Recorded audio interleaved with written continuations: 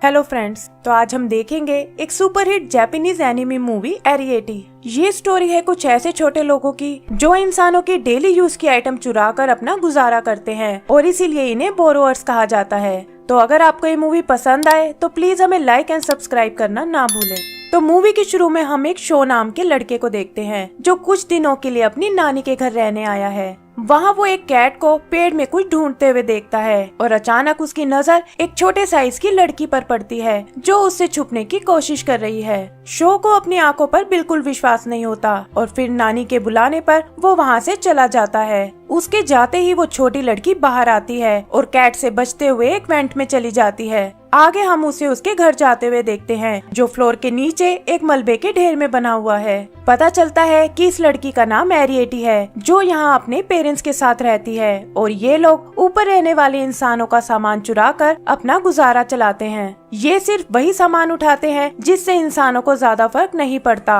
और इसीलिए खुद को बोरोअर्स कहते हैं, यानी सामान उधार लेने वाले। तभी उसके डैड पोर्ट अपने बोरोइंग मिशन से वापस आते हैं और उन्हें बताते हैं कि ऊपर एक नया लड़का रहने आया है। एरिएटी भी उन्हें अपने साथ हुए इंसिडेंट के बारे में बताती है, लेकिन कहती है कि वो लड़का उसे नहीं देख पाया था। फिर पोर्ट उसे तैयार होने को कहता है क्योंकि आज वो पहली बार उसे बोरोइंग पर ले जाने वाला है और ये सुनकर वो बहुत खुश होती है। जल्दी ही वो अपना जरूरी सामान लेकर अपने मिशन पर निकल जाते हैं और पोर्ट के बनाए रास्ते से होते हुए फ्लोर तक आ जाते हैं। वहाँ एक पुली की मदद से वो दोनों पोर्ट की लैब में आते हैं जहाँ वो कुछ डबल टेप काटता है और एरिएटी एक होल से इंसानों को डिनर करते हुए देखती है। आगे वो लोग किचन में आते हैं और वहाँ रखी बड़े साइज की चीजें देखकर एरिएटी को बहुत हैरानी होती है। यहाँ पोर्ट उसे दिखाता है कि हमें सामने रखी उस शुगर तक जाना होगा और रस्सी की मदद से नीचे उतर जाता है। फिर वो डबल टेप लगाकर एक मकड़ी की तरह उस टेबल पर चढ़ जाता है और बाउल से एक शुगर क्यूब निकालता है।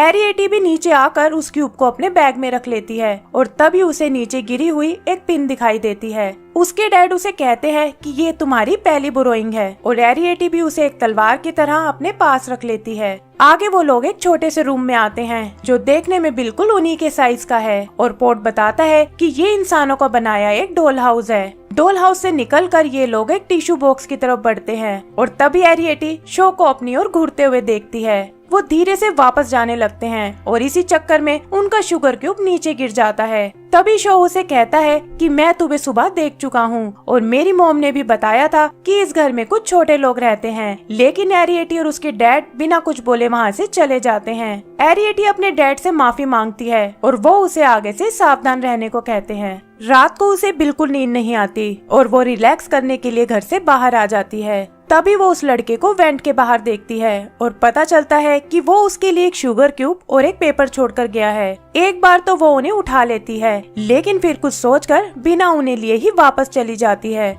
उसके पेरेंट्स को भी लगता है कि शायद इंसानों को उनके बारे में पता चल गया है और ये सुनकर उसकी माँ बहुत घबरा जाती है। पोर्ट कहता है कि अब कुछ दिनों के लिए उन्हें बोरोइंग बंद करनी पड़ेगी और हो सकता है कि शायद उन्हें ये घर भी छोड़ना पड़े। इधर एरिएटी फिर उस क्यूब के पास जाती है और देखती है कि पेपर पे एक मैसेज लिखा हुआ है। वो उस क्यूब को शो को वापस देने जाती है और कहती है कि तुम्हें मेरी फैमिली को अकेला छोड़ देना चाहिए। शो उसे देखने की जिद करता है, लेकिन एरिएटी मना कर देती है। तभी एक क्रो एरिएटी पर हमला करता है और ये देखकर शो उसकी मदद करने आता है। आवाज सुनकर उनकी मेड हारू भी उसके रूम में आ जाती है, लेकिन शो किसी तरह एरिएटी को बचा लेता है और हारू क्रो को मारकर भगा देती है। हारू शो को अपनी दवाइयाँ लेने को कहती है और इस मौके का फायदा उठाकर एरिएटी वहाँ से निकल जाती है। डोल हाउस से वापस आते हुए उसके डैड उसे देख लेते हैं और अपनी वाइफ को बताते हैं कि जल्दी ही उन्हें ये घर छोड़ना होगा। आगे हम हारू को देखते हैं जिसे शुरू से ही शक है कि उनके घर में कुछ अजीब क्रीचर्स रहते हैं और वो एक कुरियर वाले से किसी पेस्ट कंट्रोल कंपनी का नंबर लेती है। इधर डिनर करते वक्त पता चलता है कि शो को दिल की बीमारी है और कुछ ही टाइम में उसका ऑपरेशन होने वाला है। यहाँ शो के डोल हाउस के बारे में पूछने पर उसकी नानी बताती है कि ये उनके डैड ने बनवाया था क्योंकि उन्हें लगता था कि हमारे घर में कुछ छोटे इंसान रहते हैं।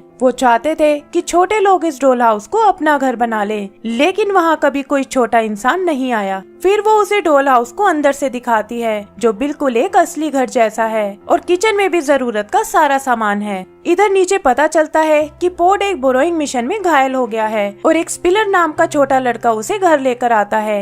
एरिएटी उसे देखकर बहुत एक्साइटेड होती है, क्योंकि वो पहली बार अपने ही जैसे एक और छोटे इंसान को देख रही है। पोड अपनी वाइफ को बताता है कि स्पिलर की मदद से वो अपने रहने के लिए एक नई जगह ढूंढ सकते हैं और वो जाने की तैयारी करने लगते हैं। एरिएटी का यहाँ से जाने का बिल्कुल मन नहीं होता और तब पोड उसे समझाता है कि हमसे पहले भी 2 बोरोअर्स फैमिली यहाँ से गायब हो चुकी हैं और हमें टाइम रहते यहाँ से निकल जाना चाहिए। तभी एक तेज आवाज के साथ उनका घर हिलने लगता है और वो देखते हैं कि किसी ने उनका पुराना किचन हटा के वहाँ नया किचन लगा दिया है। पता चलता है कि ये शो ही था जो उस डॉल हाउस में रखी चीजों से उनकी मदद कर रहा है। एरिएटी और उसकी फैमिली भी अपना सामान पैक करने लगते हैं और वो शो को अलविदा कहने जाती है।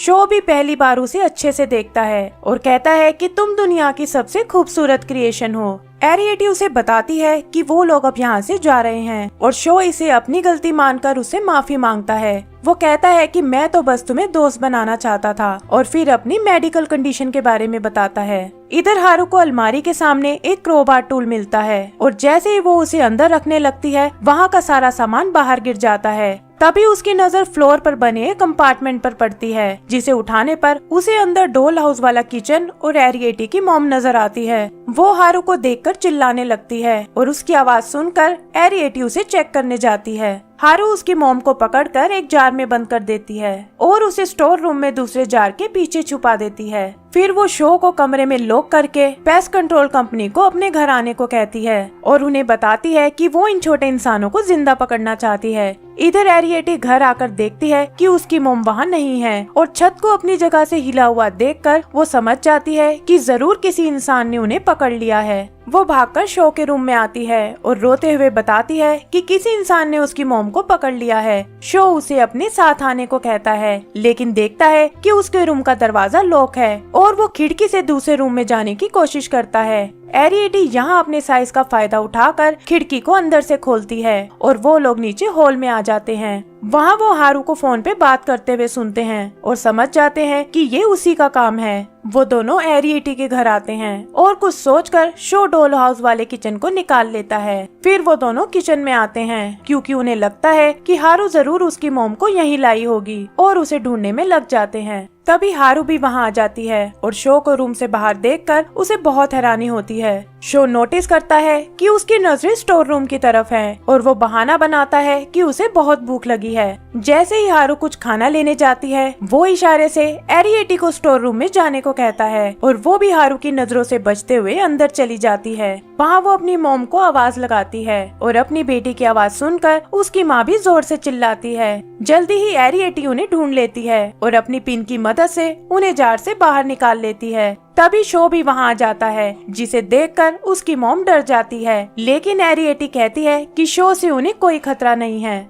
उधर हारू पेस्ट कंट्रोल वालों को पूरा घर अच्छे से चेक करने को कहती है और तभी वो शो की नानी को आते हुए देखती है। वो उसे भी बताती है कि मैंने उन छोटे इंसानों को ढूंढ निकाला है जिसके बारे में आपके डैड बताया करते थे। फिर वो नानी को उनका घर दिखाने ले जाती है, लेकिन देखती है कि वहाँ कुछ नहीं है। अपनी बात पर यकीन दिलाने के लिए वो उन्हें डॉल हाउस का किचन दिखाती है, लेकिन पता चलता है कि वो भी अपनी जगह पर ही है। वो भागकर उस जार को लेने जाती है जिसमें उसने एरिएटी की मॉम को कैद किया हुआ था और इधर नानी को एक छोटी सी केटल में कुछ पत्तियां नजर आती हैं। वो समझ जाती है कि हारू सच बोल रही है और शो भी उन्हें बताता है कि वो लोग चोर नहीं बल्कि बोरोअर्स हैं। उधर हारू को वो जार भी खाली मिलता है और वो गुस्से में पेस्ट कंट्रोल वालों को वहाँ से जाने को कहती है। आगे हम एरिएटी और उसकी फैमिली को देखते हैं जो वहाँ से निकलकर किसी और जगह जा रहे हैं। रास्ते में उसके डैड बताते हैं कि स्पिलर हमें एक नई जगह ले जाने वाला है और उन्हें समझाते हैं कि हम वहाँ फिर से एक नया घर बना लेंगे।